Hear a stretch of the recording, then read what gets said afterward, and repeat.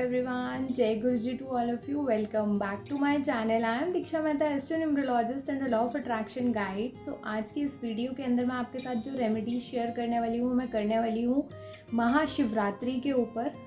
Basically आप समझ ही रहे होंगे हमेशा रात्रि का क्यों नाम लिया जाता है शिवरात्रि या नवरात्रि, क्योंकि रात्रि का ही इसके अंदर महत्व होता है। हम लोग रात्रि जो इस टाइम पे साधना होती है, पूजा होती है, उसकी बहुत बहुत बहुत इम्पॉर्टेंस होती है। तो वैसे मैं इसके अंदर आपको रेमेडीज़ तो बताऊंगी, साथ ही में मैं आपको कुछ चैंटिंग बताऊंगी जो कि आप अपने घर पे इजीली कर सकते हैं। अगर आप चैंटिंग खुद नहीं कर सकते तो एटलीस्ट उन मंत्रों का जाप अपने घर में ज़रूर प्ले करें, चलाएं, जिससे कि आपके घर का जो ऑरा है, नेगेटिव वाइब्रेशंस हमारे साथ बहुत ज़्यादा हम लोग कैरी कर रहे होते हैं, बहुत परेशान होते हैं, तो पूरे घर का ऑरा ही नेगेटिव हो जाता है ना, तो वो भी आप इससे रिमूव कर सकते हैं। साथ ही में मैं आपको कुछ रेमेडीज़ भी बताऊंगी, अगर पॉसिबल हो तो वो ज़रूर करें। और अगर आप साधना करना चाहते हैं, क्योंकि ये रात्रि साधना बहुत उत्तम होती है, स्पेशली जो लोग कंसंट्रेशन इश्यूज फेस कर रहे हैं या जिनको मेडिटेशन करनी है, मेडिटेशन के लिए सबसे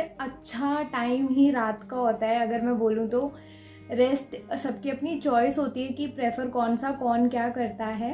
आप रात को उठ के मंत्र चैंटिंग कर सकते हैं, साधना कर सकते हैं, तो बहुत ही इसके बहुत अच्छे रिजल्ट्स आपको मिल सकते हैं। आप अपनी जैसे इस टाइम पे आप अपने रुद्राक्ष को चार्ज कर सकते हैं मंत्र चैंटिंग करके खुद अपने लिए, ठीक है। बट मैं उसकी यहाँ पर बात नहीं करूँगी। अब मैं आपसे कुछ रेमेडीज़ शेयर करूँगी जो उनसे आपको करनी है। पहले तो देखिए, मैं हमेशा बहुत इजी रेमेडीज़ आपके साथ शेयर करती हूँ, क्योंकि बहुत सारे लोगों को कोई फाइनेंशियली इश्यूज फेस कर रहा होता है या कोई फिजिकली प्रॉब्लम फेस कर रहा होता है, तो वो लोग नहीं जा पाते हैं मंदिर। आप घर पे भी कर सकते हो, इसलिए मैंने आपको चैंटिंग बोली है कि मंत्र जाप ज़रूर करें, क्योंकि हमारा जाप करने से हमारी वाणी भी स्वच्छ होती है और साथ ही में हमारा ऑरा बहुत क्लीन होना शुरू हो जाता है। तो सबसे बेस्ट है कि आपको ओम नमः शिवाय की चैंटिंग करनी है।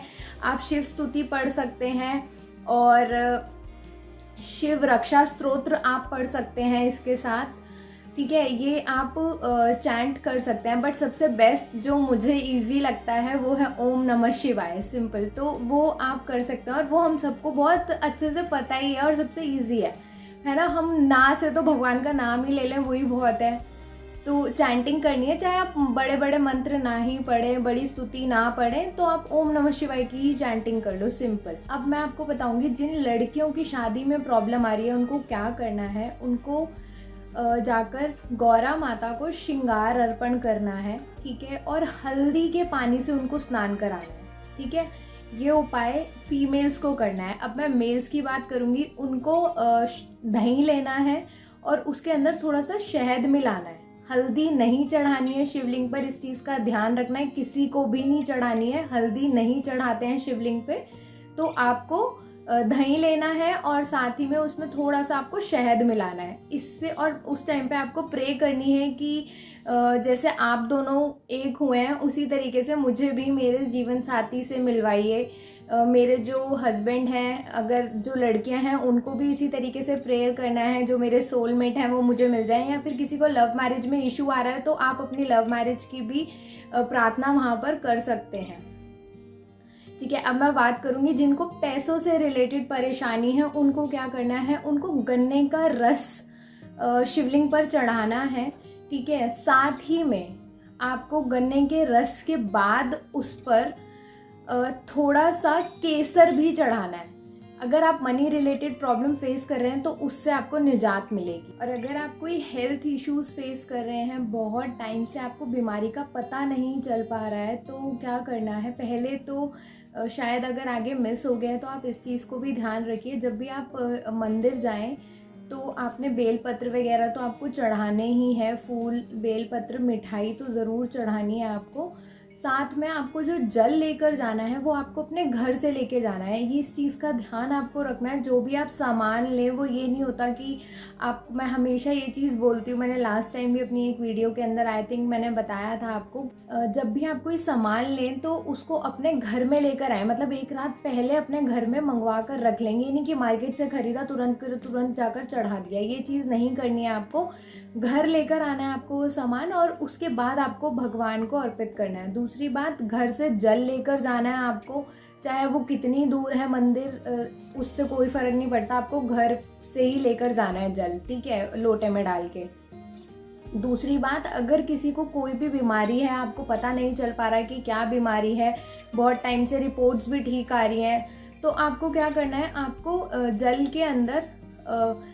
के अंदर आपको काले तिल डालने हैं और सफ़ेद तिल डालने हैं, वो आपको अर्पण करने हैं शिवलिंग पर। इस चीज़ का आपको ध्यान रखना है कि घर से जल लेकर जाना है, नहीं तो ये उपाय काम नहीं करेगा। और मैं अब आपको एक चीज़ और बताऊंगी। आपको ना जो शिवलिंग पर बहुत अच्छे से श्रृंगार किया जाता है, बहुत अच्छे से सजाई हुई होती है, उस पर बहुत सफ़ेद चंदन से और लाल चंदन से, तिलक से बहुत अच्छा सा स्वरूप बनाया होता है, बहुत सुंदर सा। तो अगर वो हो तो थोड़ा सा वहाँ से थोड़ा सा टीका लेकर अपने त्रिपुंड ज़रूर बनाए। वो जो 3 यहाँ पर त्रिपुंड बनता है, हम लोगों को, अगर जिसको नहीं पता उनको भी समझ आ जाएगी कि हम लोग ऐसे 3 यहाँ पर त्रिपुंड बनाते हैं ना, वो ज़रूर बनाएं। काफ़ी अच्छा रहता है वो। अगर आप वहाँ से नहीं उतार सकते क्योंकि वो पूरी शिवलिंग ऐसे, मतलब उस पर इतना सारा सामान चढ़ा हुआ होता है तो हम लोग नहीं कर पाते, तो जो जल शिवलिंग से निकल रहा होता है आप उसका भी बना सकते हैं, पानी का भी बना सकते हैं, वो इक्वली काम अच्छे से करेगा। और ये एक पर्सनल मेरी रेमेडी है, मतलब ऐसा मैं खुद करती हूँ, आपकी चॉइस है अगर आप करना चाहते हैं तो। थोड़ा सा जल मंदिर से जो शिवलिंग पर चढ़ रहा होता है उसको थोड़ा सा गडवी में, मतलब या जिस लोटे में भी आप जल लेकर जाएं उसमें थोड़ा सा ज़रूर लेकर आएं, और उसको लेकर आकर अपने घर में छींटा ज़रूर मारें। उससे क्या होगा, आपके घर की जितनी नेगेटिविटी होगी ना, I am personally using this from almost 5 to 6 year, मैं बहुत सालों से ये चीज़ कर रही हूँ, तो और मैंने इस चीज़ को बहुत अच्छे से टेस्ट किया है। तो ये रेमेडी आप मेरे कहने पे इस बार ही ट्राई करिए, आप खुद थोड़े टाइम में देखेंगे। अगर आपके घर में कोई डिप्रेशन में रहता है या चुप रहता है, ज़्यादा बोलता नहीं है, लेस एक्सप्रेसिव है, या आपको एंग्जाइटी इशू है, तो आप ये उपाय ज़रूर करिए और आप देखेंगे कि कुछ टाइम में आपको चेंजेस दिखने शुरू होंगे। और अगर आप रेगुलरली मंदिर जाते हैं तो ये आप रेगुलरली बेसिस पे भी कर सकते हैं, बशर्ते अगर जल आप वहाँ चढ़ाते हैं तो अपने घर से ही जल लेकर जाएं। मंदिर से ही जल भरा हुआ और मंदिर में ही चढ़ा दिया, ये चीज़ नहीं करनी चाहिए। बहुत सारे लोगों को ये चीज़ नहीं पता, अगर पता है तो बहुत अच्छी बात है, और अगर नहीं पता है तो अपने घर से ही जल लेकर जाइए। और दूसरी बात ये, अब आपको मैं एक बात बता दूं, अगर कोई राहु केतु से बहुत ज़्यादा परेशान है तो आप सफ़ेद चंदन भी शिवलिंग पर अर्पण कर सकते हैं। अगर आपको कोई भी जैसे अगर आपकी फर्टिलिटी इशू है या कुछ इस तरीके से इश्यूज़ हैं आपको, तो आपको इत्र ज़रूर चढ़ाना है शिवलिंग पर। और अगर आपको हेल्थ इश्यूज़ हैं तो मैंने आपको बता ही दिया, काले तिल आपको ज़रूर अर्पण करने हैं। मैरिज में प्रॉब्लम आ रही है या ब्रदर के साथ अच्छे रिलेशनशिप नहीं है तो आपको शहद ज़रूर चढ़ाना है, ठीक है। और फूल तो आपको ज़रूर चढ़ाने हैं। अगर आपकी पॉकेट अलाउ नहीं करती, आप केसर नहीं चढ़ा पा रहे हैं, तो आप पीले फूल चढ़ा सकते हैं या पास में रख सकते हैं, गौरा माँ को अर्पण कर सकते हैं आप। तो ये कुछ छोटे आसान उपाय मैंने आपके साथ शेयर करे हैं जो कि आप इजीली कर सकते हैं, पॉकेट फ्रेंडली उपाय हैं, कोई बहुत कॉस्टली उपाय मैंने आपको नहीं बताया। पर प्लीज़ मंदिर ज़रूर जाएं, घर से अपना पानी ज़रूर लेकर जाएं, मतलब आपके घर से ही पानी आपको लेकर जाना है, इस चीज़ का आपको ध्यान रखना है।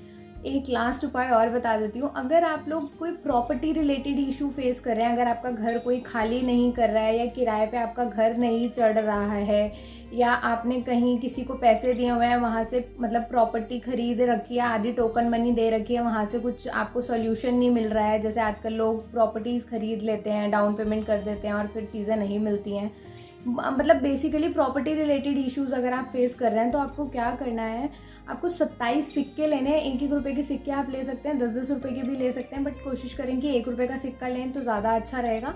वो सिक्के आपको बाहर मंदिर से बाहर निकलते ही शिवलिंग पर पहले लगाने हैं वो सिक्के थोड़ा सा, ठीक है। और उसके बाद वो बाहर जो लोग बैठे हुए होते हैं उनमें डिस्ट्रीब्यूट कर देने हैं आपको वो 27 सिक्के। अगर आप उस मंदिर के बाहर 27 लोग ना मिलें तो किसी दूसरे मंदिर के बाहर जाकर भी आप कर सकते हैं। मतलब वो पैसे आपको घर नहीं लेकर जाने हैं, ठीक है। इस चीज़ का आपको ध्यान रखना है। वो 27 सिक्के आपको बांट देने हैं और वहाँ पर आपने प्रे करनी है कि जैसे ही मतलब अब मुझे इस प्रॉब्लम से बेसिकली निजात मिल रही है।